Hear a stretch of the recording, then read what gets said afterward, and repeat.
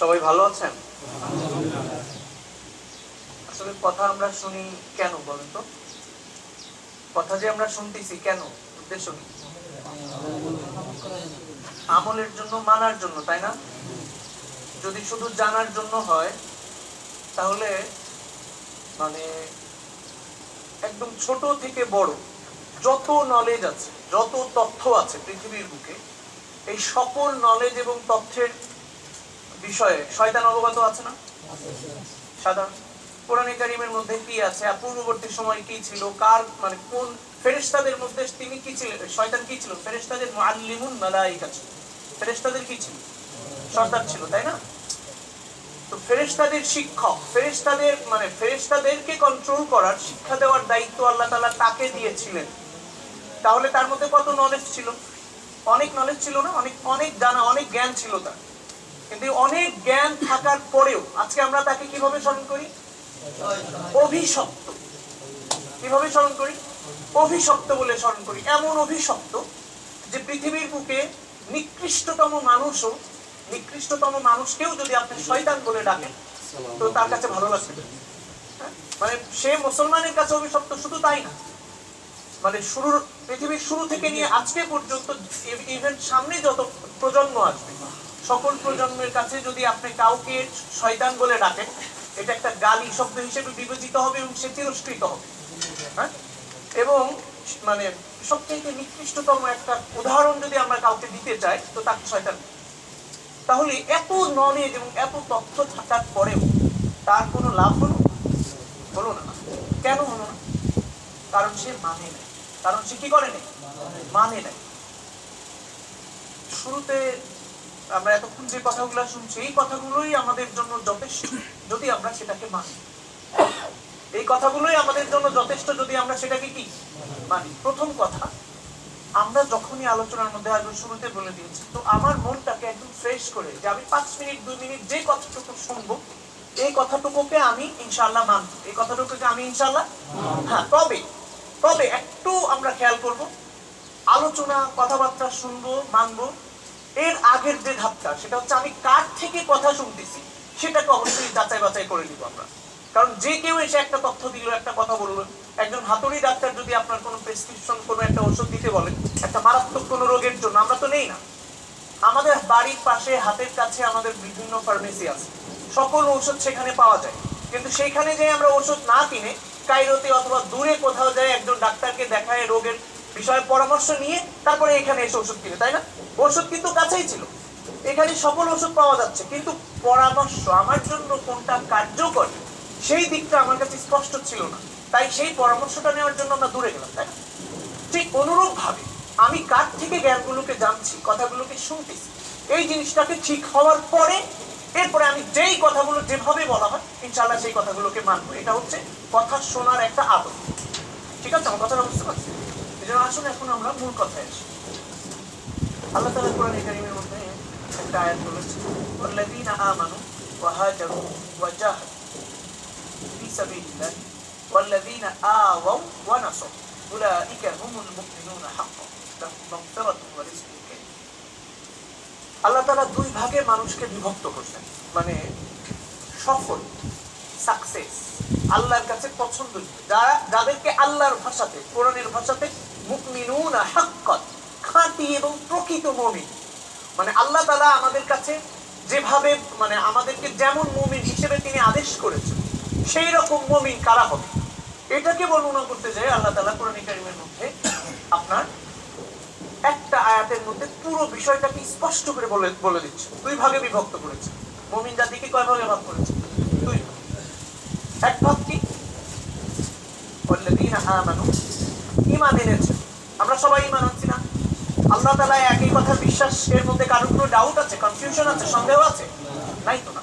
সবাই তো আল্লাহকে এক হিসেবে স্বীকার করি, তাই না?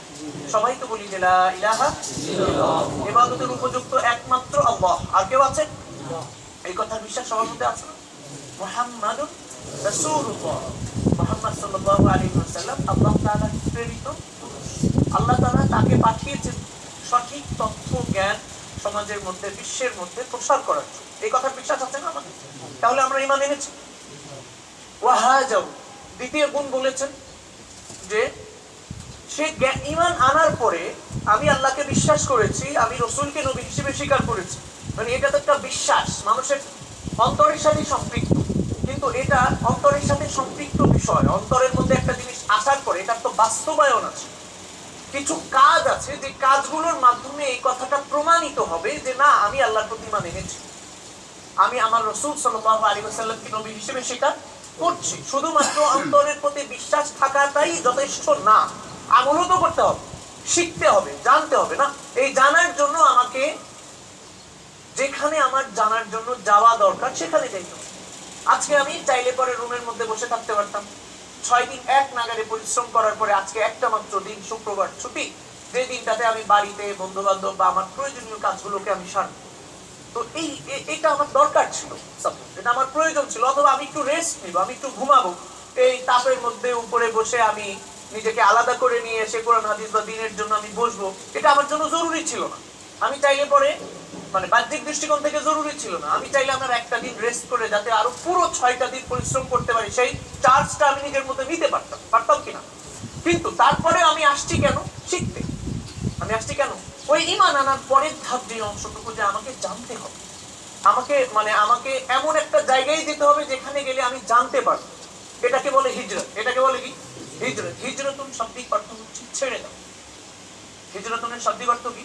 ছেড়ে দেওয়া, মানে আপনার স্থান ত্যাগ করা, যেখানে আপনি থাকেন সেখান থেকে জ্ঞান শিক্ষার উদ্দেশ্যে অথবা দ্বীন প্রতিষ্ঠা করার উদ্দেশ্যে অথবা দ্বীনকে সুন্দরভাবে পালন করার উদ্দেশ্যে স্থান ত্যাগ করা, এটাকে কি বলে? হিজরত। অথবা অপরাধকে ছেড়ে দিয়ে ভালো কাজের দিকে আসা, যে কোনো ছেড়ে দেওয়াটাই হিজরতের অন্তর্ভুক্ত।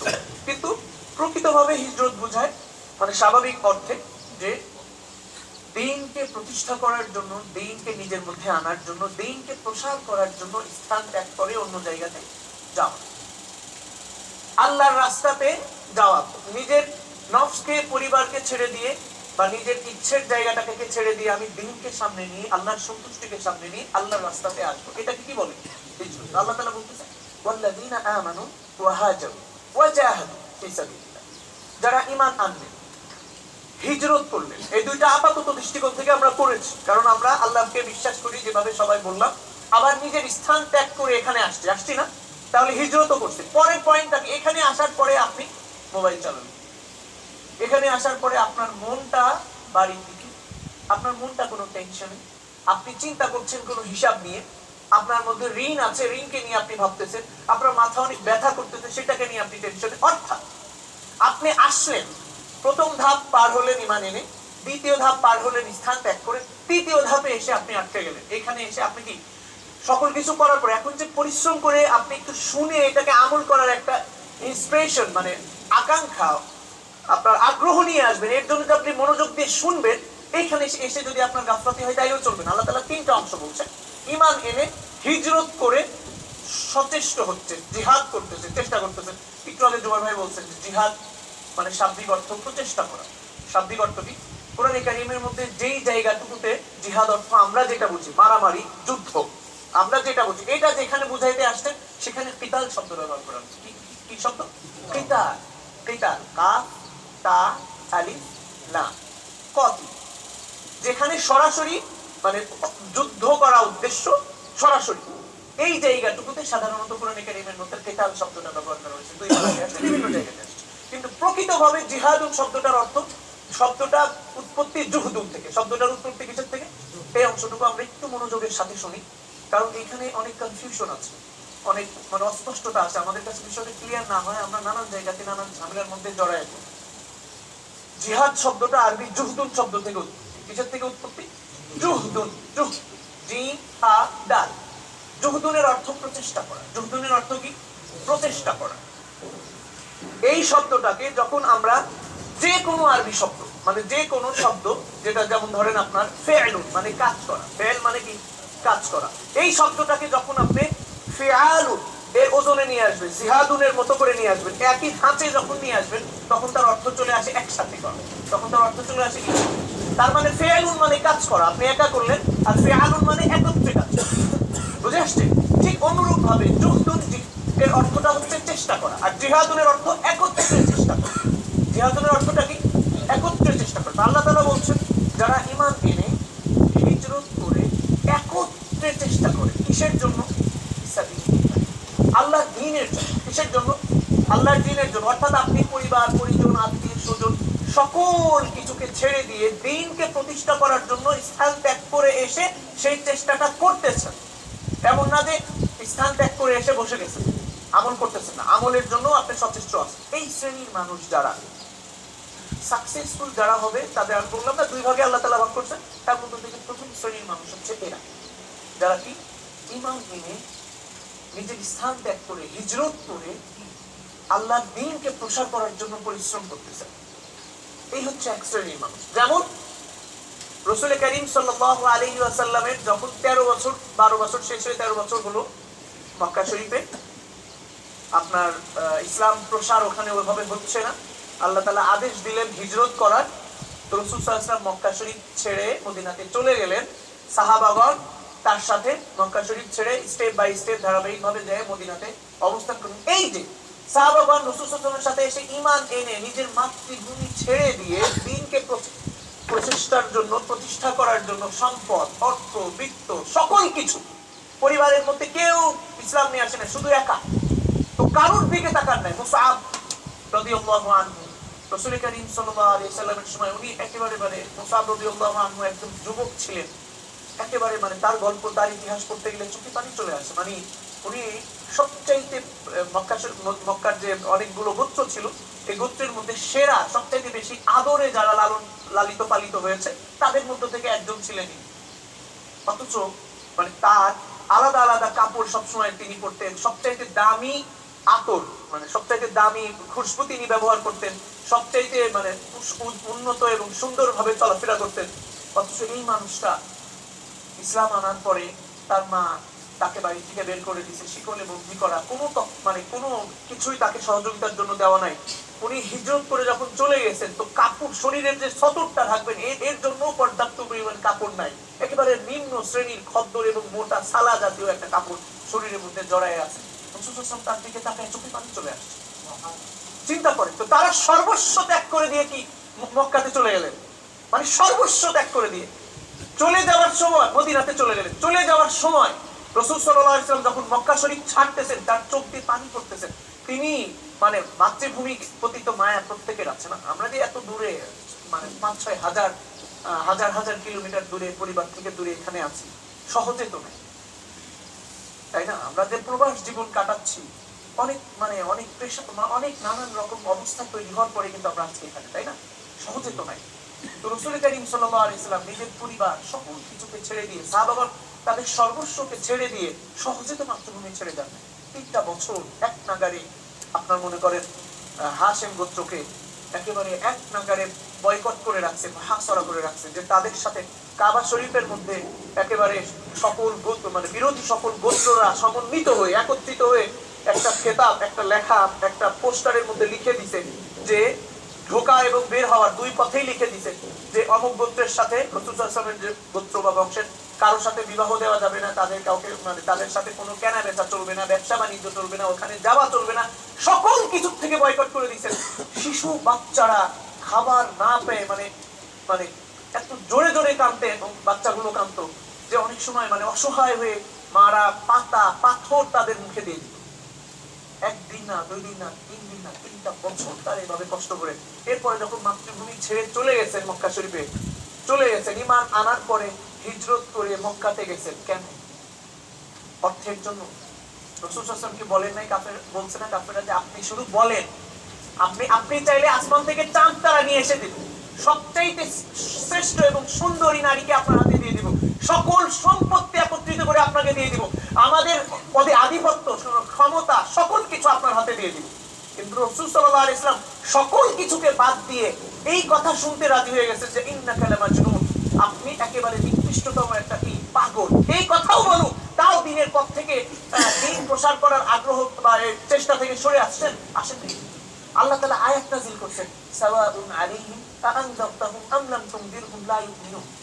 যে কাফিররা, এদের কন্ডিশন এমন, আপনি তাদেরকে ভয় দেখান, ডাকেন আর নাই বা ডাকেন, তারা ঈমান কি আল্লাহ তাআলা আয়াতের মধ্যে স্পষ্ট করে ঘোষণা দেওয়ার পরে রাসূল সাল্লাল্লাহু আলাইহি ওয়াসাল্লাম কি দাওয়াত বন্ধ করে দিয়েছে? আবু তালিব সর্বশেষ মুহূর্ত পর্যন্ত তার কাছে তিনি দাওয়াত দেন না, শতবার এক একজনের কাছে গেছে। মানে এই যে ঈমান আনার পরে জিহাদ প্রতিষ্ঠা, দিনকে প্রতিষ্ঠিত করার আপ্রাণ চেষ্টা, শরীরের শেষ রক্তবিন্দু দিয়ে চেষ্টা করতেছেন। উহুদের যুদ্ধের মধ্যে মাথার উপরে আঘাত করছে, একেবারে শিরস্থান ভেঙে শিরস্থানের যে টুকরাগুলো আছে লোহার মাথার মধ্যে ঢুকে গেছে, দাঁত শহীদ হয়ে গেছে, রক্তের ফোঁটাগুলো গড়ায় মাটিতে পড়তে যাচ্ছে, কিন্তু রাসূল সাল্লাল্লাহু আলাইহি ওয়াসাল্লাম ওই রক্তের ফোঁটাটাকে বুঝতেছেন আর এই কথাটা বলতেছেন, আল্লাহুম্মা ফির লিকাওমি ফাইন্নাহুম লা ইয়াফহামুন। আল্লাহ আপনি আমার উম্মতকে, আমার গোত্রকে মাফ করে দেন, এরা বুঝে না, এরা জানে না যে রাসূলের রক্ত, কোন গোত্রের নবীর রক্ত যদি কোন মাটির উপরে পড়ে সেই গোত্রকে ধ্বংস করে দেওয়া হয়, এটা তারা জানে। তাহলে নিজের সর্বস্বটুকুকে বিলীন করে দিয়ে তিনি কিন্তু দিন প্রচার করার চেষ্টা করতেছেন। তায়েফের ময়দানে আরব দেশের তৎকালীন সময়ের বা এখনো আপনারা যদি শিক্ষিত সমাজ যারা আধুনিক হয়ে গেছে এদেরকে বাদ দিয়ে গ্রামের যে কোনো একটা জায়গাতে যান, আরবের সাধারণ মানুষের কাছে মিশরেও যান, দেখবেন যে ওরা অনেক আপ্যায়ন করবে, যা আছে আপনার সাথে সুন্দর করে কথা বলবে, আপ্যায়ন করবে। হয়তো দুই চারজন এদিক ওদিকে থাকা মানুষ মিশরেরা খারাপ আচরণ করতে পারে, কিন্তু একটা কমন একটা নেচার, সাধারণ ওদের একটা গুণ আছে যে ওরা আপ্যায়ন করে। তো রাসূল সাল্লাল্লাহু আলাইহি ওয়াসাল্লাম যখন তায়েফবাসীদের কাছে দাওয়াত নিয়ে গেছে, তো গোত্র প্রধানরা তাদেরকে আপ্যায়ন না করে বিতাড়িত করে রাসূল সাল্লাল্লাহু আলাইহি ওয়াসাল্লামকে তাড়ায় দেওয়ার পরে তার পিছনে চিন্তা করেন পাগল লাগায়, বাচ্চারা লাগাই দিচ্ছে, যারা পাথর নিক্ষেপ করতেছে পাগল পাথর শরীরের শরীরের মধ্যে পাথর লেগে রক্ত গড়ায় গড়ায় রক্তটা জুতার মধ্যে আটকে যাচ্ছে। তারপরেও কিন্তু আসমান থেকে জিবরিল আমিন আলাইহিস সালাম নেমে আসছে, খালি এই কথাটুকু বলতেছে যে আপনি খালি আদেশ করেন, দুই পাহাড়ের পাদদেশে তাদেরকে একদম পৃষ্ঠ করে দিবেন। মাত্র নিজের কষ্টের দিকে তাকান, তিনি কোথায় তাকাইছেন? এই মানুষগুলো আজকে যদি আমি তাদের প্রতি রাগান্বিত হই, যাকে আল্লাহ তাআলা রাহমাতাল লিল আলামিন বলেছেন, সকল জগতের সবার জন্য যিনি রহমত, তিনি যদি আজকে এদের প্রতি রাগান্বিত হয়, তাহলে এই সামান্য আমার আজকে দুনিয়ার কষ্ট কিন্তু সে অনন্তকালের জন্য। এই যে ফিকিরটা জয় ভাই বলতেছিলেন যে সবচেয়ে দামি জিনিস কোনটা? ফিকির, আরেকজনের দরদ, আরেকজনের প্রতি মায়া, যে তার যদি হাত কেটে যায় আপনার মধ্যে যে ইমোশনটা আসতেছে, সে যে নামাজ পড়তেছে না, সেই ইমোশনটা, সেই ফিলিংটা কেন আসতেছে না? এই লোকটা হাত কাটতেছে 2 দিন 5 দিন পরে ঠিক হবে কিনা? ঠিক হবে না। জ্বর আসছে 2 দিন পরে ঠিক হবে না, কিন্তু এই লোকটা আজকে নামাজ ছাড়তেছে, নামাজ ছাড়ার পরে যদি কাজা আদায় করেও না, তারপরেও তো সে এক হুক্কা জাহান্নামে জ্বলবে, এক হুক্কা অনন্তকাল। ইসের মধ্যে বলা হচ্ছে যে আপনার মনে করেন 1,88,00,000 বছর, আরেক জায়গায় বলতেছে 2,88,00,000 বছর, আরেক জায়গায় বলতেছে আপনার মনে করেন মোট কথা একটা দিন, আমাদের আখিরাতে যে একদিন 50,000 সানা, কোরআন কারীমের মধ্যে আল্লাহ তাআলা বলেছেন যে 50,000 সানা, 50,000 বছর সমান হচ্ছে আখিরাতের একদিন। সেখানে অনন্তকাল পর্যন্ত এক ওয়াক্ত নামাজ কাজা আদায় করলেও চলতে হবে। এই চিন্তাটুকু যদি আমার আপনার মধ্যে না থাকে, তো ওই ফিকিরটা তো আমার মধ্যে এলো না, যেটা নবীর ফিকির ছিল, চিন্তা ছিল আরেকজন উম্মতকে নিয়ে। তো এই চিন্তাটুকু যখন রাসূল সাল্লাল্লাহু আলাইহি ওয়াসাল্লাম দেখতেছেন যে মক্কাবাসী তো মানলো না, কিন্তু আমি তো গোটা বিশ্বের জন্য নবী, তিনি আল্লাহর আদেশে মদিনাতে হিজরত করছেন। হিজরত করার সাথে সাথে মদিনাবাসীরা ওইদিকে মদিনাতে আগেই 2 জন সাহাবা পাঠানো ছিল, জাফওয়ান বিন আব্দুল কায়েস তাদের মধ্যে একজন ছিলেন। তো 2 জন সাহাবা মদিনাতে পাঠানো ছিল, এবং মদিনা থেকে প্রত্যেক বছর যে হজে আসতো তাদের মধ্য থেকে ধারাবাহিকভাবে কয়েকজনকে নিয়ে 10 জন 70 জন এরকম প্রত্যেক বছর কিছু করা ছিল। তো তারা যায় মদিনা শরীফে দাওয়াত দিয়েছে। ফলে মদিনার অবস্থা, মক্কাতে কষ্ট করতেছে, মক্কা থেকে ঈমান আনতেছেন না, কিন্তু মদিনার অবস্থা এমন হয়েছে যে মদিনার ঘরে প্রত্যেকটা জায়গাতে শুধু মুমিন আর মুমিন। একটু আগে আসি, একটু কাছে চলে আসি। তো মদিনার ঘরে মুমিন আর মুমিন, মদিনার মধ্যে একটা নিজাম প্রতিষ্ঠিত হয়ে গেছে। আপনি এখানে দাওয়াত দিচ্ছেন, একজনকে 100 বার বলতেছেন, সে হয়তো মানতেছে না, কিন্তু আপনার এই দাওয়াতের প্রভাব অন্য কোন অঞ্চলে আল্লাহ তাআলা দিবেন এটা আমি জানি। রাসূল সাল্লাল্লাহু আলাইহি ওয়াসাল্লাম মক্কাতে কষ্ট করতেছেন, তায়েফে কষ্ট করতেছেন, কিন্তু সেটার প্রভাব মদিনাতে পড়তেছে। এমন ভাবে প্রভাব পড়তেছে, যখন রাসূল সাল্লাল্লাহু আলাইহি ওয়াসাল্লাম মদিনাতে পৌঁছালেন, তো মদিনার গলিতে সাহাবাদের ভিড়, মানে সকল পাশ দিয়ে রাস্তা দিয়ে সাহাবাগণ দাঁড়ায় আছে। ছাদগুলা ঘর যেরকম ঘরই ছিল, উপরের দিকে দাঁড়িয়ে মদিনার যত মহিলা সাহাবা ছিলেন তারা দাঁড়িয়ে তাকে স্বাগত জানাচ্ছে। এবং এটা হাদিসের মধ্যে আসছে, সবাই এক বাক্যে বলতেছেন আমরা এই নাত হয়তো অনেকেই আপনারা শুনছেন যে আমাদের কাছে বাদর মানে একেবারে জ্যোৎস্নার মানে একেবারে 14 তারিখের জ্যোৎস্নার যে চাঁদ, সবচাইতে গোটা অন্ধকার একটা আকাশ, এই অন্ধকার একটা আকাশের মধ্যে একেবারে মায়াবী আলোয় সিক্ত গোটা সুন্দর একটা জ্যোৎস্নার চাঁদটা যেভাবে একেবারে প্রকাশ পায়, ঠিক অনুরূপ ভাবে মদিনাবাসীদের উপরে রাসূল কারীম সাল্লাল্লাহু আলাইহি সাল্লামের প্রকাশ হচ্ছে। তারা সবাই একসাথে দাঁড়ায় তাকে এভাবে স্বাগত জানাচ্ছে। এটা হচ্ছে দ্বিতীয় পাঠ। প্রথম পাঠ কারা ছিলেন? সাহাবাগণ যারা হিজরত করে আসলেন, মুহাজিরিন। আল্লাহ তাআলা বলছেন ওয়াল্লাযীনা আমানু ওয়া হাজারু ওয়া জাহাদু ফি সাবিলিল্লাহ, যে যারা ঈমান এনে হিজরত করে জিহাদ দ্বীন প্রতিষ্ঠা করার চেষ্টা করতেছেন আল্লাহর রাস্তায়, এরা ছিলেন মক্কাবাসী। ঠিক পরবর্তী ধাপে আল্লাহ তাআলা বলতেছেন ওয়াল্লাযীনা আমানু, আর যারা কাছে চলে এলেন, নিকট বানিয়ে ফেললেন, মানে যারা হিজরত করে আসছে এদেরকে একেবারে আপন করে ফেললেন। পার্থক্যই করা যাচ্ছে না যে কে অন্য এলাকার থেকে আসছে, পোর্ট সাইড থেকে আসছে আর কে এখানকার, একেবারে আপন করে নিয়েছে। আলাদা আলাদা সিট বা কোনো কিছু না, একসাথে মিলে মিশে বসা। ওয়াল্লাযীনা আমানু, যারা কি আপন করে নিলেন, ওয়া নাসারু, এবং তাদের দ্বীন প্রতিষ্ঠা করার জন্য নিজেদের থেকে সর্বস্বটুকু দিয়ে চেষ্টা করলেন, নিজেদের থেকে সর্বস্বটুকু দিয়ে চেষ্টা করলেন।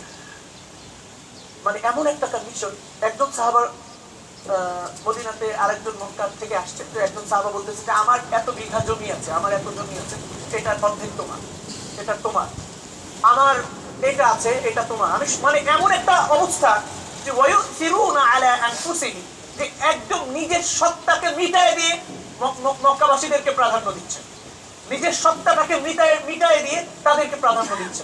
এমন অবস্থা যেটাকে মানে মুআখাত বলে, মুআখাতুদ্দিন, মানে দ্বীনের ধর্মীয় ভ্রাতৃত্ব বন্ধন, ধর্মের ভাইয়ের সম্পর্ক এমন স্ট্রং সম্পর্ক করে দিয়েছিলেন রাসূল কারীম সাল্লাল্লাহু আলাইহি ওয়াসাল্লাম, যে একজন আরেকজনের পক্ষ থেকে ওয়ারিশ হতেন।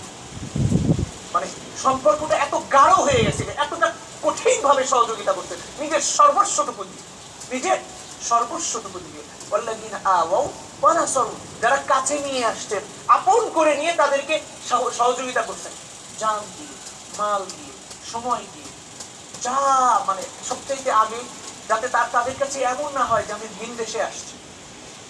সবচাইতে আগে তাদের মেন্টালিটি দিয়ে সাপোর্ট করছেন, এমন না হয় যে তুমি তোমার ঘর বাড়ি আত্মীয় স্বজন পরিবার পরিজন বা কাজ কর্ম সকল কিছু ছেড়ে নতুন এক জায়গাতে আসছো না, বরং তুমি জানো তোমার পরিবারেই আসছো। এটা হচ্ছে প্রথম সাপোর্ট। দ্বিতীয় সাপোর্ট, একজন মানুষের প্রয়োজনীয় যা কিছু দরকার সেই বিষয়ে তারা খেয়াল রাখছে। তৃতীয় সাপোর্ট, আপনারা মনে করেন নিজেদেরকে, সকল পারিশ্রমিক যত কাজ আছে কাজের মধ্যে নিজেদেরকে আগে রাখতেছেন মদিনাবাসী। এখন এইটা দেখে মক্কাবাসী সুযোগ নিচ্ছেন তা না, মক্কাবাসী তারা ঠিক তাদের সাথে মিশে একত্রিত হয়ে দ্বীনকে প্রতিষ্ঠা করার জন্য তাদের পক্ষ থেকে যতখানি চেষ্টা করা দরকার ততখানি চেষ্টা করতেছেন। ফলে মক্কাবাসীর হিজরত, মদিনাবাসীর নুসরত একত্রিত হয়ে মদিনাটা একেবারে শান্তির শহরে পরিণত হয়ে গেল।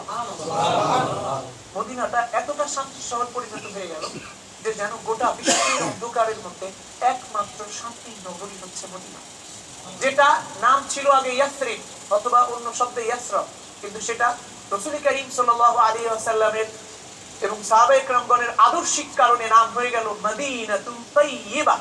মদিনায়ে তাইয়্যিবা মানে কি? মদিনা মানে শহর, আমরা সবাই জানি। তাইয়্যিবা মানে সর্বোত্তম। তো পরিণত হয়ে গেল সর্বোত্তম শহর, এবং যেটা মুসলমানদের প্রথম একেবারে খেলাফতের স্থান, প্রথম ক্যাপিটাল সিটি, প্রথম রাজধানী। তো কিভাবে সম্ভব হলো? সম্ভবটা এইভাবে হলো যে এক শ্রেণীর মানুষ যারা ঈমান এনে হিজরত করে দ্বীনকে প্রতিষ্ঠা করার জন্য নিবেদিত প্রাণ হচ্ছে, আরেক শ্রেণীর মানুষ এই দ্বীনকে প্রতিষ্ঠা করার স্বার্থে তাদেরকে সর্বোত্তম চেষ্টা করার মাধ্যম দিয়ে সহযোগিতা করতেছে। আল্লাহর ভাষাতে এরা কি? উলাইকা হুমুল মুমিনুনা হাক্কা, এরাই হচ্ছে খাঁটি মুমিন। এরাই হচ্ছে কি? খাঁটি। আপনি অন্যের কথা শোনার প্রয়োজন নাই, আমার কথা শোনার প্রয়োজন নাই। সূরা তাওবার ঠিক আগে মানে সূরা তাওবা শুরু হলো, তার আগে সূরা আনফাল। এই সূরা তাওবা শুরু হওয়ার, সূরা আনফালের শেষ হওয়ার শেষ আয়াতের আগের আয়াত, সূরা তাওবার আগের আয়াতের আগের আয়াতে আপনারা পড়বেন, নিজেরাই অনুবাদ দেখে নিতে পারেন। আল্লাহ তাআলা বলতেছেন যে যারা এমন গুণের অধিকারী হলেন তারা কি প্রকৃত মুমিন। তারা কি বলে? সমাজের মধ্যে অনেক শ্রেণীর কাজ আছে, অনেক মেহনত আছে, দিনের নামে আছে। এক শ্রেণীর মানুষ আছে যারা আপনার মনে করেন মাজারে দেয় সেজদা করতেছে। আমরা শুধু কার সামনে মাথা নত করবো? আল্লাহ রসুলের সামনে অনুমতি আছে? নাই তো না। আল্লাহ রসুলের সামনেও মাথা নত করার অনুমতি আছে? সেজদা কাকে করতে হবে? আল্লাহকে করতে হবে। মাজারে দেয় সেজদার অনুমতি আছে না। আমরা কার কাছে সহযোগিতা চাবো? অন্য কারোর কাছে চাবো? কে আমাদের ইচ্ছা পূরণ করে? নিশ্চয়ই আল্লাহ তাআলা, তাই না?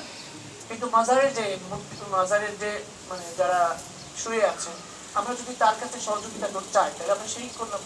কিন্তু আমাদেরই সমাজে আমাদেরই মতো ইসলামের নামধারী এমন মানুষ আছে না? আছে। আপনি যেমন নিজের শরীরে রোগ হলে একটা বড় ডাক্তারের কাছে যায় চিকিৎসা ব্যবস্থাপত্র নিয়ে এসে তারপরে ওষুধ কিনবেন, এটা আপনার শরীরের একটা। অথবা আপনার কাছে কিছু অর্থ আছে, আপনি সেটা কোথাও বিনিয়োগ করবেন, ব্যবসা করবেন। যে বিষয়ে আপনি ব্যবসা করবেন সেই বিষয়ের বিশেষজ্ঞের সাথে পরামর্শ করে তারপরেই করবেন, তাই না? কিন্তু ওই যে কোনো দুই পৃষ্ঠার 5 পৃষ্ঠার একটা অনুবাদ বা একটা কথা, একটা বই পড়ে আপনি কি আপনার নিজের শরীরের উপরে ওষুধ কিনে প্রয়োগ করবেন? দুইজনের মুখের কথা বা 2টা পৃষ্ঠার একটা চটি বই পড়ে আপনি কি কোনো জায়গায় 10-15 লাখ টাকা বিনিয়োগ করবেন? নিশ্চয়ই আপনি সতর্ক, তাই না? তাহলে আমাদের সমাজে এক শ্রেণীর মানুষ এরাও আছেন যারা বাংলাতে অনুবাদ করা 2-3টা শব্দ পড়ে আপনার মনে করেন নিজেদেরকে ওলামা একরাম দল থেকে বেশি জ্ঞানী মনে করতেছে। এই শ্রেণীর মানুষ আছেন। আমরা কি তাদের মধ্যে নিজেদেরকে শামিল করব? তাদের মধ্যেও আমরা নিজেদেরকে শামিল করব। সমাজের মধ্যে ইসলামের নামে নানান শ্রেণীর কাজ আছে, কিন্তু আপনি আল্লাহ তাআলার স্পষ্ট শব্দগুলোকে দেখেন, ফাসআলু আহলা যিকরি ইন কুনতুম লা তা'লামুন। আল্লাহ তাআলা আদেশ করেছেন যদি তুমি না জানো, তোমার কনফিউশন থাকে কোনো বিষয়, তো তুমি যারা জানে তাকে জিজ্ঞাসা করো। যারা জানে তাকে কি জিজ্ঞাসা করো। 14 নম্বর পারাতে আল্লাহ তাআলা আয়াত বলে দিয়েছে। সুতরাং সমাজে দ্বীন প্রসার করার নামে নানামুখী পরিশ্রম আছে, কিন্তু এই পরিশ্রমগুলো আপনাকে কিছু ভাষা শেখাবে। আপনার মধ্যে গুণ যদি না নিয়ে আসে তাহলে কোনো মূল্য নেই। আমল যদি না নিয়ে আসতে পারে তাহলে কোনো মূল্য। আপনার ঈমানের মধ্যে পোক্ততা লাগবে। দ্বীন প্রসার করার জন্য রাসূল কারীম সাল্লাল্লাহু আলাইহি ওয়াসাল্লামের আদর্শ আনার জন্য আপনার মধ্যে মেহনত লাগবে। নিজের মধ্যেও সুন্নতকে আনার জন্য আপনি উদ্গ্রীব, আরেকজনকেও সুন্নতের উপর উঠানোর জন্য আপনি সচেষ্ট। এই মেন্টালিটিটা যদি আপনার মধ্যে তৈরি না হয়, সেখানে যে আপনার কোনো কাজ নেই। আমার কথাটা বুঝতে পারতেছেন? হাদিসের মধ্যে আসছে সাতাশতারিখু উম্মতি আলা 73 ফিরকা, অনতি বিলম্বে আমার উম্মত 73টা দলে বিভক্ত হবে। অর্থাৎ অনেক দলে কি হবে? বিভক্ত হবে। নানামুখী, নানান দল, নানান কথাই মত। কিন্তু রাসূল সাল্লাল্লাহু আলাইহি ওয়াসাল্লাম সার্টিফিকেট দিচ্ছেন কারা জান্নাতে যাবে। কুল্লুন ফিন নার ইল্লা ওয়াহদাহু কামা ক্বাল। সবাই জাহান্নামের পথের পথিক, শুধুমাত্র এক শ্রেণীর মানুষ ছাড়া। রাসূল সাল্লাল্লাহু আলাইহি ওয়াসাল্লাম সার্টিফিকেট দিচ্ছেন, আমরা একটু মনোযোগের সাথে শুনি। সবাই জাহান্নামের পথের পথিক, কিন্তু শুধুমাত্র কে? এক শ্রেণীর মানুষ ছাড়া। ওই শ্রেণীর মানুষ কারা? সাহাবাগণ জিজ্ঞাসা করতেছেন, মান হুম ইয়া রাসূলুল্লাহ, তারা কারা? তো রাসূল কারীম সাল্লাল্লাহু আলাইহি ওয়াসাল্লাম বলতেছেন, মা আনা আলাইহি ওয়া আসহাবি, আমি এবং আমার সাহাবাগণ যে আদর্শের উপরে রয়েছে সেই আদর্শের পথে যারা, তারা। কোন মুখের কথার কাজ নাই এখানে, আছে? মুখের কথার কোনো কাজ না। আমি বলতেছি, আমি যদি ওই আদর্শের পথে না থাকে, আমার মধ্যে যদি সুন্নাত আমল না থাকে, আমিও না। আপনার মধ্যে যদি সুন্নাত আমল না থাকে, আপনিও না। আপনার মধ্যে যদি সেই আদর্শ থাকে, আপনি যদি বোবাও হন, কাউকে যদি বলতেও না পারে, তারপরেও আপনি সেই সার্টিফিকেটের অধিকারী। এই জন্য সমাজে কে কি বলতেছে এটা ইম্পর্টেন্ট না। ইম্পর্টেন্ট হচ্ছে আপনি কি প্রকৃতভাবে এই গুণগুলোকে নিজের মধ্যে আনতে পারতেছেন কিনা। আপনার দায়িত্বটাকে কি আপনি বুঝে সেটাকে কাজ করতে পারতেছেন কিনা। আপনি কি আরেকজনকে মহব্বতের সাথে দ্বীনের উপরে আনতে পারতেছেন কিনা। এই চিন্তাটা যদি আপনার মধ্যে কাজ না করে, আপনার নামাজের মধ্যে উন্নতি হওয়ার চেষ্টা যদি আপনার মধ্যে না আসে, সেখানে যে আপনার কোনো কাজ নেই, সেখানে যে আপনার কোনো কি নেই। তবে ইম্পর্টেন্ট কথা, এর অর্থ কিন্তু এটা না যে আমরা আরেকজনকে ছোট চোখে দেখি। একটা কথা মনে রাখবেন, আবু সুফিয়ান যে উহুদের যুদ্ধে কাফেরদের পক্ষ থেকে কাফেরদের সর্দার ছিল, সর্দার হয়ে আসছিল, অর্থাৎ বদরের যুদ্ধে আবু জেহেলের হত্যা হওয়ার পরে, সে মারা যাওয়ার পরে উহুদের যুদ্ধে কাফেরদের পক্ষ থেকে নেতা ছিল কে? আবু সুফিয়ান। এই আবু সুফিয়ান যে উহুদের যুদ্ধে রাসূল করিম সাল্লাল্লাহু আলাইহি ওয়াসাল্লামের বিরুদ্ধে যুদ্ধ করেছে এবং রাসূল সাল্লাল্লাহু আলাইহি ওয়াসাল্লাম আহত হয়েছেন সেই যুদ্ধে এবং মুসলমান পরাজিত হয় সেই যুদ্ধে, এই আবু সুফিয়ান সেও কিন্তু পরবর্তী সময়ে এসে 8ম হিজরিতে মুসলমান হয়ে এখন আবু সুফিয়ান রাদিয়াল্লাহু আনহু। তো ক্ষমার দরজা খোলা না? ক্ষমার দরজা তো খোলা। যে লোকটা আজকে সবচেয়ে নিকৃষ্ট সে যদি এই মুহূর্তে তওবা করে, আল্লাহ তাআলা তার জন্য ক্ষমার দরজা খুলে রেখেছেন। এটাকে বলে ইকরামুল মুসলিমিন। আপনার প্রত্যেক মুসলমানের প্রতি পরিপূর্ণ ভালোবাসা রাখতে হবে। সে হইতে পারে বাহ্যিক দৃষ্টিকোণ থেকে হয়তো আপনার থেকে এখন একটু নিম্ন পর্যায়ে আছে আপনার কাছে মনে হচ্ছে, কিন্তু এই লোকটাই যদি এখন মন থেকে আল্লাহর কাছে তওবা করে ক্ষমা চেয়ে মাপ চেয়ে আল্লাহর কাছ থেকে মাপ চেয়ে ফিরে আসে, ও কিন্তু একেবারে আত্তাইবু মিনাজ যামবি কামান লা যামবা লাহু। একজন ব্যক্তি যদি গুনাহের থেকে তওবা করে ফিরে আসে সে কিন্তু এমন যে সে গুনাহই করে।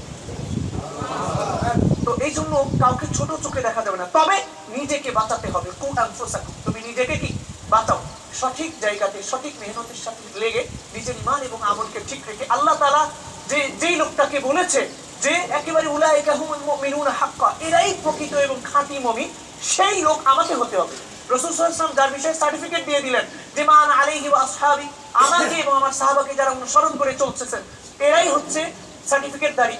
এই লোকগুলোর অন্তর্ভুক্ত যদি আমি নিজেকে করতে পারি তাহলে আমার জন্য তাহলে আমার জন্য কি সফলতা। এই মোটা কথা, কোন প্যাচের কথা না, এই মোটা কথাটাকে যদি আমরা আমাদের জীবনের সামনে রাখি তাহলে আমাদেরকে কেউ ধোঁকা দিতে পারবে। আপনার কারো কথার দিকে খেয়াল করার কোনো দরকার নেই, আপনাকে খেয়াল করার দরকার আগে আমলের দিকে। আগে কিসের দিকে? আমল। প্রথমে মানসিকতার দিকে, মানসিক আমলের দিকে। আমরা কার কথা শুনবো, কোন দায়ীর কথা শুনবো যে লা আসআলুকুম আলাইহি আজরা, যিনি দ্বীনের দাওয়াত দিতে যায় কারোর কাছে এক পয়সাও চাচ্ছেন না, কোনো বিনিময় চাচ্ছেন না, নিঃস্বার্থভাবে নিজেদেরকে বিলিয়ে দিচ্ছেন যেভাবে রাসূল এবং সাহাবা। কথাটা বুঝতে পারতেছেন? এখন আবার আপনার সময়টা সামনে রোজার মাস, একেবারে সবার জন্য মন খুলে পরিবার, মানে এখানে যারা উপস্থিত আছে শুধু এরাই না, বাড়ি এলাকা সকল জায়গাতে মনটাকে উদার করে আমি সবার জন্য দিনের মেহনত করবো ইনশাআল্লাহ। বলবো তো ইনশাআল্লাহ? দেখেন আল্লাহ তাআলা আমাকে আপনাকে দায়িত্ব দিয়েছেন, কুনতু, তুমি তুমি তুমি তোমরা, এভাবে আল্লাহ, মানে আপনি যদি আরবি ভাষার ব্যাকরণটাকে বোঝেন আল্লাহর ভাষ্যটা এমন, কুনতু তুমি তোমরা খায়রুল উম্মাহ, শ্রেষ্ঠটা, একেবারে শ্রেষ্ঠ। কেন? উখরিজাত লিন্নাস, শ্রেষ্ঠত্বের একজন শ্রেষ্ঠ মানুষের গুণ কি? সে কি নিজেকে দেখবে? অবশ্যই সে আরেকজনের ভালো চায়, সে নিজেকে মিটায়ে দিয়ে আরেকজনের ভালো চাবে, তাই না? যেমন আমরা জানলাম রাসূল সাল্লাল্লাহু আলাইহি ওয়াসাল্লাম উহুদের যুদ্ধে নিজেকে মিটায়ে দিয়ে কাফেরদের ভালো চাচ্ছে, তাইফের ময়দানে নিজেকে মিটায়ে দিয়ে কাফেরদের ভালো চাচ্ছেন না? তো সকল কিছু নির্বিশেষ ভাবে মিটায়ে দিয়ে একেবারে সকল কিছুকে শেষ করে দিয়ে আরেকজনের ভালো চাচ্ছেন। তো আপনি আমি আল্লাহ তাআলা বলছেন শ্রেষ্ঠ। কেন? গোটা মানব জাতির কল্যাণে আপনাকে প্রেরণ করা হয়েছে। কি করলেন? টাকা অর্থবিত্ত না, সৎ কাজের আদেশ ওয়া অসৎ কাজের নিষেধ। তা'মুরুনা বিল মা'রুফ ওয়া তানহাউনা আনিল মুনকার। এটা হচ্ছে নাহজে সহি, বিশুদ্ধ পথ। রাসূল করিম সাল্লাল্লাহু আলাইহি ওয়াসাল্লামকে আল্লাহ তাআলা একটা আয়াতের মধ্যে আদেশ করতেছেন, কুল হেনো, বলুন আপনি, ঘোষণা। কি ঘোষণা? হাযিহি সাবিলি, যে এটা আমার পথ। কোনটা? মানে আল্লাহ রাসূলকে আদেশ করতেছেন যে তুমি গোটা মানব জাতির কাছে এই কথার ঘোষণা করো, হাযিহি সাবিলি, এটা আমার পথ। কোনটা? আদউ ইলাল্লাহ, যে আমি মানুষকে আল্লাহর দিকে ডাকি, আমি মানুষকে আল্লাহর দিকে ডাকি। এই কথার ঘোষণা করুন, আল্লাহর নবীকে আদেশ করতেছেন যে আদউ ইলাল্লাহ, তুমি যে মানুষকে আল্লাহর দিকে ডাকো, এই কথাকে সবাইকে স্পষ্ট করে জানায় দাও, এটা আমার রাস্তা, যে আদউ ইলাল্লাহ, যে আমি মানুষকে আল্লাহর দিকে ডাকি। এই ডাকাটা সবাই ডাকতেছে বা না বুঝে শুনে না, আলা বাসীরাতি, বুঝে শুনে একেবারে পরিপূর্ণভাবে 100% স্যাটিসফাইড হয়ে, পরিপূর্ণরূপে মনটাকে একেবারে 100% মেনে নিয়ে জেনে বুঝে আমি মানুষকে আল্লাহর দিকে ডাকি, এই কথার ঘোষণা আপনি করুন। এতটুকু বলে শেষ হয়নি, আরো আছে। আমি এই কথার ঘোষণা করতেছি যে আমি মানুষকে বুঝে শুনে আল্লাহর দিকে ডাকি, আর কে? ওমান ইত্তাবা'নি, আর যে আমাকে অনুসরণ করে সে। অর্থাৎ হে নবী, আপনি ঘোষণা করুন যে আপনি এবং আপনাকে যে অনুসরণ করে তারা বুঝে শুনে আল্লাহর দিকে মানুষকে ডাকে। এটা স্পষ্ট আয়াত। সো আপনি একটু চিন্তা করেন, আমাকে আপনাকে আরো মানুষের প্রতি যত্নবান হয়ে আমি শুধু মুখের কথায় যদি দাবি করি আমি মুসলমান, হবে না। শ্রীলঙ্কাতে যে বড় ধরনের একটা আঘাত হলো কিছুদিন আগে, আমরা সবাই জানি। কে করছে জানি না, কে করছে আমাদের জানা নেই। যেই করুন, এটা কি অনুমোদিত, মানে এটা কি বৈধ, এটা কি সঠিক? কোনোভাবে আপনাকে যদি কুকুরে কামড়ায়, আপনি কি কুকুরকে কামড় দিবেন? হ্যাঁ, মেনে নিলাম। আপনার মনে করেন কিছুদিন আগে নিউজিল্যান্ডে যে ঘটনা ঘটছে আমরা সবাই জানি। মসজিদে নামাজ পড়তে 3 সপ্তাহ আগে হবে, মসজিদে 3 বা 4 সপ্তাহ আগে মসজিদে নামাজ পড়তেছে, নামাজ পড়া অবস্থাতে একজন এসে তাদেরকে কি করলো, গুলি করলো, মারলো, তাই না? আচ্ছা, এইটা সে কাফের, সে কুফরি করলো, ঠিক আছে।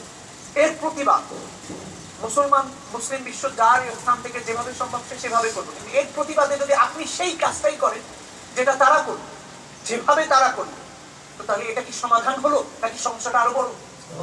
সমস্যাটা বড় হলো না? সমস্যাটা কিন্তু যখনই নিউজিল্যান্ডে অ্যাটাক হলো এরপরে 4000 মুসলমান হয়েছে, কম বেশি হবে জানা কথা, মানে অনেকে হয়তো আমরা বিভিন্ন জায়গায়, মানে অনেকে মুসলমান হয়েছে এতটুকু আমরা জানছি না। মুসলমানদের প্রতি কিন্তু আল্লাহ তাআলা ভিন্ন ভাবে একটা দাওয়াতের ময়দান তৈরি করলেন, করছিলেন না? অনেক কাফেররা মুসলমান হলেন, অনেক কাফেররা মুসলমানদেরকে সহযোগিতা করার জন্য আসছে না। এবং ইসলাম যে জঙ্গিবাদী না, এই জিনিসটার আরো একটা স্পষ্ট একটা উদাহরণ এলো না? কিন্তু সেই উদাহরণটা নষ্ট হয়ে গেল শ্রীলঙ্কার ঘটার পরে। যদি কোনো মুসলমান এই কাজটা করে থাকে, এখনো তো জানি না, বিভিন্ন জায়গায় রিপোর্ট দিচ্ছে, রিপোর্ট গুলো ক্লিয়ার না, আন্দাজে বলছে বা না বলছে, যাই হোক, এটাও তাদের কাছে দিনটাকে আমি আপনি সঠিকভাবে পৌঁছাইতে পারি। আমি আপনার দিনটাকে, এখানেও আমার আপনার অপরাধ আছে, দোষ আছে, কারণ আমাকে প্রেরণ করা হয়েছে গোটা জাতি, গোটা বিশ্বের কল্যাণের জন্য। কিন্তু আমি আমার স্থান থেকে যদি আমার কাজটা করতাম, আমার পরিবারকে যদি আমি দিনের পথে আনতাম, আমার পরিবারের বাকি সদস্য যারা আছে তাদেরও একটা সার্কেল আছে, তারা তাদেরকে আনতো, এরকম ভাবে একটা সাইকেল তৈরি হইতো, এরকম একটা ধারাবাহিকতা আসতো, চেন তৈরি হইতো, যেটা একের পর এক ধারাবাহিক ভাবে দিনটাকে প্রসার করাই দিত। কিন্তু আমি কিন্তু আমার জায়গা থেকে দুর্বল হওয়ার কারণে আমার কাছের জনের কাছে দিন গেল না, তার কাছের জনের কাছে গেল না, তার কাছের জনের কাছে গেল না, তাহলে পরোক্ষভাবে আমি আপনি অপরাধী না? কেন? এই যে রাসূল সাল্লাল্লাহু আলাইহি ওয়াসাল্লাম এখানে যে আদেশ করালেন আল্লাহ তাআলা রাসূল সাল্লাল্লাহু আলাইহি ওয়াসাল্লামকে দিয়ে, যে আল্লাহর দিকে মানুষকে ডাকি, এই কথার ঘোষণা আপনি করুন, এবং শুধু আপনি একা, আপনিও ডাকবেন, এবং যে আপনাকে প্রকৃতভাবে অনুসরণ করে সেও আল্লাহর দিকে মানুষকে ডাকে, এই কথার ঘোষণা আপনি করুন। এই এই এই গুণটা আমার আপনার মধ্যে পূর্ণাঙ্গভাবে আনতে হবে। কারণ আপনি ডাকবেন কিভাবে? একেবারে তাবলীগের মধ্যে প্রথম যে কথাটা করে, সকল সাহাবাগণের জীবনের প্রতি যদি আমরা লক্ষ্য করি, আমরা যদি তাকাইলে পরে আমরা কিছু মৌলিক গুণাবলী পাই, যে গুণাবলীগুলোকে যদি আমরা লক্ষ্য করি, তাহলে গোটা দিনের উপরে চলা কি অতি সহজ। এই কথাটা আমরা শুনি না? শুরুতে কিন্তু একটা জিনিস আপনি রাসূল সাল্লাল্লাহু আলাইহি ওয়াসাল্লামের সার্টিফিকেট থেকে খেয়াল করেন, রাসূল সাল্লাল্লাহু আলাইহি ওয়াসাল্লাম সার্টিফিকেট কোথায় দিলেন? যে সাহাবাকে যে ফলো করবে, আমাকে এবং আমার সাহাবাকে যে ফলো করবে তারা সার্টিফিকেট প্রাপ্ত। তাবলীগের প্রথম কথার মধ্যে কিন্তু এটাই বলতেছে যে সাহাবাদের জীবনীর মধ্যে ফলো করার পরে ওই গুণগুলোকে আমরা নিয়ে আসতেছি, যে এই গুণগুলো সকল সাহাবার মধ্যে পাওয়া যায়। তার মানে এই গুণগুলোকে ফলো করা মানে সকল সাহাবাদেরকে ফলো করা। আর সকল সাহাবাকে ফলো করতেছেন যখন আপনি, তখন কিন্তু অটোমেটিকলি আপনি রাসূল সাল্লাল্লাহু আলাইহি ওয়াসাল্লামের সার্টিফিকেটের আওতায় হয়ে যাচ্ছেন। কারণ রাসূল সাল্লাল্লাহু আলাইহি ওয়াসাল্লাম বলছেন যে আমি এবং আমার সাহাবাগণ যে আদর্শের উপরে আছে সেই আদর্শকে যে ফলো করুন, তারা ওই ৭৩ দল থেকে এক দল যে জান্নাতে যাবে সেই পথে পথে। আমার কথাটা বুঝতে পারতেছেন? এই জন্য আপনার কাছে সকল বিষয়, আমরা এখন আগেকার মানুষের মতো বড় বড় অশিক্ষিত মূর্খ না, আমরা এখন শিক্ষিত। সোশ্যাল মিডিয়ার মাধ্যম দিয়ে হোক, নানান জায়গায় দিনের কথা শুনে হোক, নানাভাবে কিন্তু আমরা শিক্ষিত। আমাদের কাছে আল্লাহ তাআলা সহি এবং সঠিক কথাগুলোকে পৌঁছায় দিচ্ছেন। এরপরে পরীক্ষা, আপনার এটাই হচ্ছে পরীক্ষা, যে আপনি নিজেকে কোথায় রাখেন। পরীক্ষা, আমরা দুনিয়াটা যে পরীক্ষার থেকে এখানে আল্লাহ তাআলা আপনার কাছে শিখে সঠিক তথ্যটা পৌঁছায় দিবেন, শয়তানও তার দাওয়াত পৌঁছায় দিবে। আয়াতের মধ্যে আসছে, যখন কিয়ামতের দিন শয়তানকে মানুষ দোষারোপ করবে, শয়তান বলবে লা তালুমুনি, আমাকে তিরস্কার করো না, ওয়ালুমু আনফুসাকুম, তুমি তোমাকে তিরস্কার করো। কারণ আমিও তোমাকে খারাপ কাজের দিকে রাখছি, বহু মানুষ তোমাকে ভালো কাজের দিকে রাখছে, বহু মাধ্যমে তোমার কাছে ভালো কাজের দাওয়াত পৌঁছেছে, তুমি এটাকে ইখতিয়ার অনুসরণ করেছো, সেটা তোমার অপরাধ, আমাকে কেন? সো শয়তানও এদিন নিজের অপরাধ স্বীকার করবে না, তা আপনার অপরাধ ঘুরে ঘুরে লা তাজিরু ওয়াজিরাতুন বিজরা উখরা, কেউ অন্যের অপরাধ দিবে না, কেউ অন্যের অপরাধ দিবে না। মা, বাবা, ভাই, বোন, স্ত্রী, সন্তান, আত্মীয় কেউ আসবে না, সকলেই নিজের দিকে তাকাবে। লিকুল্লি ইমরিইন মিনহুম ইয়াওমাইযিন শা'নু ইউগনি, প্রত্যেকেরই কিয়ামতের দিন নিজের একটা আলাদা অবস্থা থাকবে, ইয়ানসি করবে। সে আরেকজনকে দিয়ে, কোন আলেম, কোন পীর, কোন ব্যক্তি এসে আপনাকে সহযোগিতা করতে পারবে না। পারবে কে? যাকে আল্লাহ তাআলা অনুমতি দিবেন। আয়াতের মধ্যে আসছে মানে প্রত্যেকটা দোস্ত বন্ধুর ক্ষতির কারণ শুধুমাত্র ইল্লাল মুত্তাকিন, মুত্তাকিন ছাড়া। মুত্তাকি যদি কোনো বন্ধু থাকে যে আপনাকে দ্বীনের দিকে নিয়ে আসবে, আল্লাহ তাআলা এমন হইতে পারে যে তাকে সুযোগ দিবেন শাফাআত করার। শাফাআত যেমন রাসূল করিম সাল্লাল্লাহু আলাইহি সাল্লামকে শাফাআতে কুবরা, তিনি রাসূল সাল্লাল্লাহু আলাইহি সাল্লাম তিনি শাফাআত যখন করবেন তখন হাসরের হিসাব নিকাশ শুরু হবে। তার আগ পর্যন্ত মানুষ অনেক কষ্টের মধ্যে থাকবে, কেন হিসাব শুরু হয় না, এটাকে বলে শাফাআতে কুবরা। এরপরে তিনি আরো শাফাআত করে বহু মানুষকে জান্নাতে নেবেন। এরপরে হাফেজে কুরআন আসবে, আলেম আসবে, যেটা হাদিসের মধ্যে পর্যায়ক্রমে আসবে। আল্লাহ তাআলা ধারাবাহিকভাবে আদেশ দেওয়ার পরে বিইজনির রব, কোরআনে কারীমের মধ্যে আসছে, 30 পারাতে আসছে, আল্লাহ তাআলা কিছু মানুষকে স্পেশাল করে বাছাই করে করে আদেশ দিয়ে কিছু মানুষকে শাফাআত করাবেন। তারাও কার বিষয়ে শাফাআত করবেন? যার বিষয়ে আল্লাহর সন্তুষ্টি ছিল। আল্লাহ তাআলা যদি না চান যে এই একটা জান্নাতে যাবে, তাহলে কি কেউ শাফাআত করবে? রব্বিস সামাওয়াতি ওয়াল আরদি ওয়া মা বাইনাহুমার রহমান লা ইয়ামলিকুন। আয়াতের মধ্যে আল্লাহ কেউ আল্লাহর সামনে কথা বলার ক্ষমতা রাখবে না, কেউ না। ওই দিন কেউ সাহায্যের জন্য আসতে পারবে না, কেউ না। আমার আমল, আমার ঈমান একমাত্র আমার পাশে। রাসূল সাল্লাল্লাহু আলাইহি ওয়াসাল্লাম শাফাআত করবেন আমার আমল এবং আমার ঈমান যদি থাকে। তারপরে কোন কাফেরের জন্য যদি শাফাআত করবে, কার জন্য করবেন? কাকে? আল্লাহ। ঈমান আনার পরে কে জান্নাতে যাবে কে জাহান্নামে যাবে এটা আল্লাহই ভালো জানে। অনেক গুনাহগারকে আল্লাহ তাআলা কোনো বিশেষ ইবাদতের কারণে মায়ের সেবা করছে, অথবা কোনো আলেমের সাথে ভালো সম্পর্ক রাখছে, অথবা আপনার মনে করেন কোনো অসুস্থ লোককে সহযোগিতা করছে, এরকম বিশেষ কোনো ইবাদত যেটা আল্লাহর কাছে কবুল হয়ে গেছে, এরকম কোনো ইবাদতের কারণে অপরাধীকেও আল্লাহ তাআলা মাফ করে দিবেন। আবার একজন অনেক বেশি ইবাদত করছে কিন্তু অহংকার নিয়ে চলতো, আর একজনকে ছোট করে দেখতো, এরকম একজন মানুষকে আল্লাহ তাআলা জাহান্নামে দিয়ে দিতে পারে, তার ইচ্ছা। তো অবস্থা আমরা আল্লাহ তাআলা রহমান, তিনি দয়া দেখাবেন, কিন্তু আমাকে দয়া পাওয়ার উপযুক্ত করতে হবে মেহনতের মাধ্যমে। কথাটা বুঝতে পারছেন? এজন্য সামনে রোজার মাস, নিজেরা সঠিক আদর্শের সাথে নিজেদেরকে রাখি, কোরআন এবং হাদিসের সঠিক কথাগুলোকে আমরা যতটুকু বুঝি সেই অনুযায়ী আমল করি, এবং অস্পষ্ট থাকলে জেনে নিই, কিন্তু নিজেদেরকে এমন কোনো স্থানের সাথে যুক্ত না করি যেটা আমাকে সঠিক দ্বীনের পথে না নেয়। এরকম কোনো জায়গায় আমরা না যাই। আল্লাহ রাব্বুল আলামিন আমাদের সবাইকে তৌফিক দান করেন, দ্বীনের সঠিক বিষয়কে বুঝে জেনে আমল করার, রোজার মাসে ইবাদত করার তৌফিক দান করেন, এবং মিলে মিশে একসাথে একত্রিত হয়ে এখানে যেভাবে আছি এইভাবে একত্রিত হয়ে আমরা যাতে ওপারেও একসাথে জান্নাতে যেতে পারি, সেই তৌফিক আল্লাহ তাআলা আমাদের দান করুন। আখিরু দাওয়ানা আলহামদুলিল্লাহি রাব্বিল আলামিন। ও রমজানের 40 দিনের জন্য আলাদা করে বলা লাগবে, সবাই যাবেন না আপনারা? ইনশাআল্লাহ। কে কে যাবেন হাত উঠান তো। ও আপনারা হয়তো একটা জিনিস বুঝেন নাই, এখানে তো বিষয়টা এমন না যে আপনার কাজ ছেড়ে যাইতে হবে। আপনার অফিসের আপনার কাজ চলবে, শুধু নিজের সময়টা ব্যয় করা, নিজের সময়টাকে সঠিক জায়গাতে লাগানো। আপনি হয়তো ভুলে যাচ্ছেন মানুষের জীবনটা হচ্ছে একটা বরফের, এক টুকরো বরফের, কিসের মতো? এক টুকরো বরফ। এই বরফটাকে আপনি যদি